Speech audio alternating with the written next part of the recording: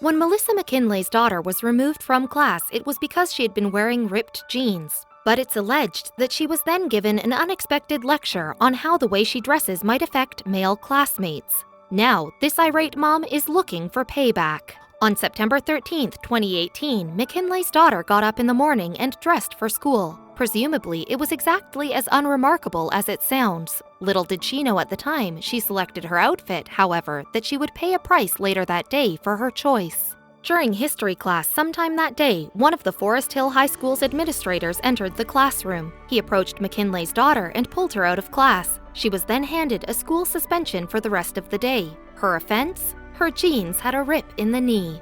So, were the administrator's actions a knee-jerk response to what was a perfectly acceptable outfit? Ripped jeans are, after all, on trend right now.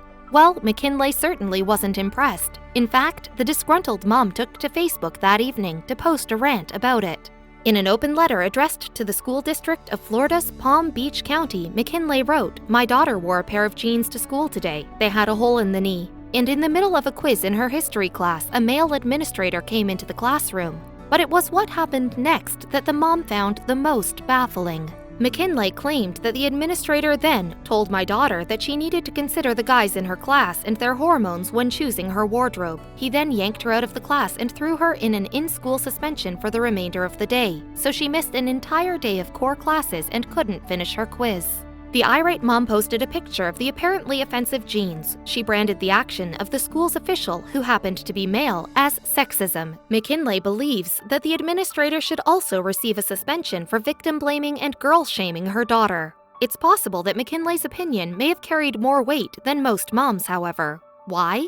Well, as it happens, mom to 3 kids isn't the only position of authority that she holds in Palm Beach County. In fact, it's possible she has more power than the officials at the school. Melissa McKinley is actually Palm Beach County Mayor. She was re-elected to the post in July 2018 when no one challenged her for the position. The mom of 3 is also a member of the District 6 Council, so it's likely she's a fairly powerful woman. In fact, McKinley's mayoral goals include holding drug companies to account in the wake of the USA's opioid addiction epidemic, so she's clearly not a woman afraid of taking on big corporations. But then, when it came to her daughter's school administrator, she felt that he, too, should have to answer for his actions. McKinley understood that her daughter's ripped jeans were in violation of Forest Hill's rules. The school's principal, Mary Stratos, stated that any torn clothing, unintentional or otherwise, is against the institute's dress code. The location of the tear on the garment is also inconsequential. Torn clothes, then, are just that according to the school rulebook. It's a regulation that applies to male students just as much as female, irrespective of where the tear has occurred.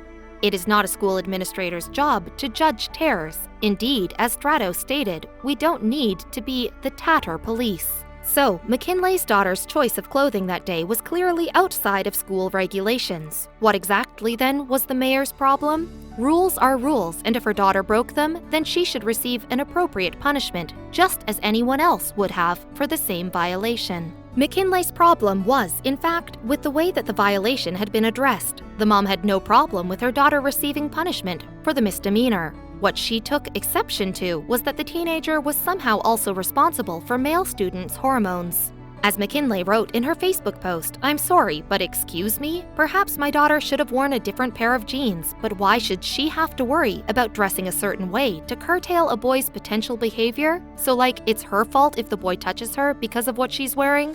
McKinley continued, "A boy's potential inability to control his hormones warrants my daughter's inability to attend her classes today and miss valuable curriculum? Did seeing a knee affect your ability to concentrate? I'd like to think her intelligence and quick wit, beautiful smile, and wicked sense of humor might. But her knee?"